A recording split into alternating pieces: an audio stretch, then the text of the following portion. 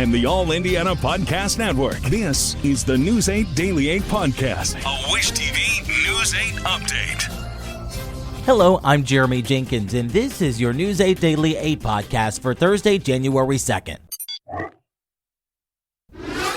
We begin with the top story we've been following out of New Orleans. The FBI says U.S. Army veteran Shamsa Din Jabbar posted videos on social media just hours before an attack, claiming inspiration from the Islamic State group and expressing a desire to kill. Investigators found guns and an improvised explosive device in the rented pickup truck used in the attack. As we first told you on Wish TV, the rampage began around 3:15 on New Year's morning. That's when a white pickup truck drove through a police blockade on Bourbon Street, plowing into crowds of people. The driver then got out, opened fire on officers, and was killed in a shootout with police. City leaders revealed that a barrier system meant to prevent vehicle attacks was under repair ahead of the Super Bowl in February. President Joe Biden spoke last night about the attacks, calling it a despicable and heinous act. While this person committed a terrible assault on the city, the spirit of our New Orleans will never, never, never be defeated. It always will shine forth.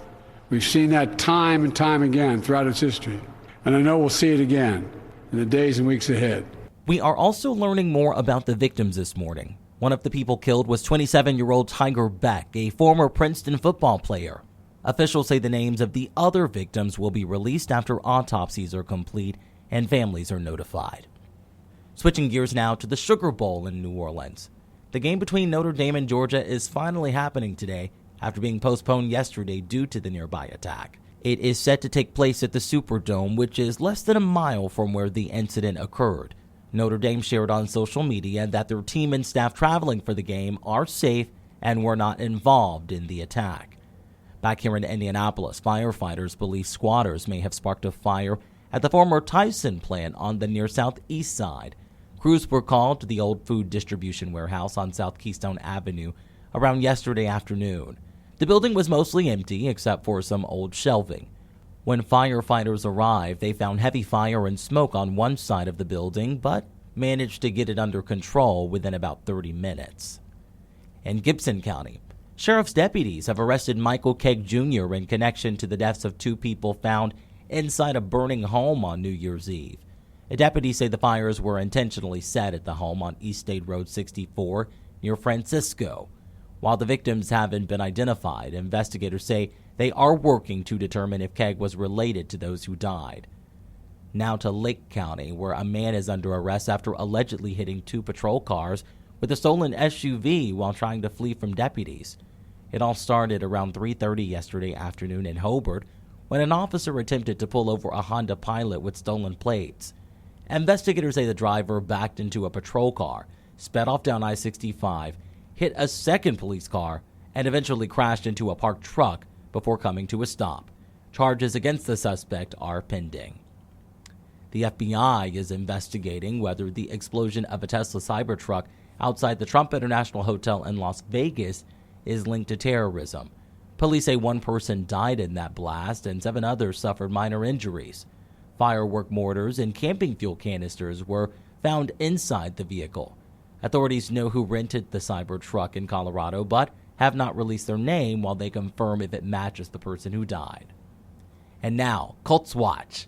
Quarterback Anthony Richardson is opening up about the back injury that kept him out of Sunday's loss to the Giants. Richardson says an MRI revealed a disc issue aggravated during the Colts game against the Titans. Last week was tough. I couldn't even stand up on Tuesday. Could barely even walk, crawling around the house. But, I'm here. I'm standing now. If I can do everything in my power to get on the field, I'm going to do so. Richardson's doctors say that he won't need surgery for now. Head coach Shane Steichen says they will monitor his progress to see if he can play in Sunday's matchup against the Jaguars. When it comes to the weather, it is about to get cold. Storm Track 8 says some snow showers could move in overnight. Meteorologist Tara Hastings has your News 8 Daily 8 forecast. We've got one batch of snow moving through later tonight and then another one and a bigger wallop, I think, here heading into Sunday. We do have a little bit of sunshine out there right now. It's 27 degrees in Indianapolis. Southwest winds at 6 miles per hour. That is creating a wind chill, or feels like temperature right now at 20. It feels like 18 in Lafayette, 15 in Kokomo, also in Richmond, and it feels like 16 degrees right now in the Muncie area. We've got some sunshine out there right now, but also thicker clouds just off to the west of us. And I do think that cloud cover will eventually move in later tonight, or later this afternoon, and the snow will arrive later tonight. Here's a look at Storm Tracker. We are tracking this storm, producing some snow across parts of Des Moines right now, and also have winter weather advisories for Iowa and western sections of Illinois. This system will move across the state later tonight and bring with it a quick swath of snow here. We are going to look for temperatures today into the mid-30s with that cloud cover increasing across much of the state. Later tonight, between about 7 to 8 o'clock, we'll see that snow enter the picture here, and we'll see the potential for some light accumulations from Indianapolis and points northward here. I think things begin to wrap up here by early tomorrow morning, but we could see a few slick spots with those temperatures falling below freezing. Today, up to 35 in Indianapolis, lower 40s farther southward, and right around freezing in South Bend and Fort Wayne. Today is going to be the warmest day of the next 7 days. We'll talk about where our temperatures go from here and talk about more snow chances, all in my full forecast. To get a peek at Terra's full forecast, just head over to wishtv.com. And don't forget, conditions will change throughout the day. So to make sure you have the most up-to-date forecast, download the Wish TV Storm Track 8 app. And for a more detailed look at conditions, you can check out our Storm Track 8 weather blogs. This has been your News 8 Daily 8 podcast for Thursday, January 2nd.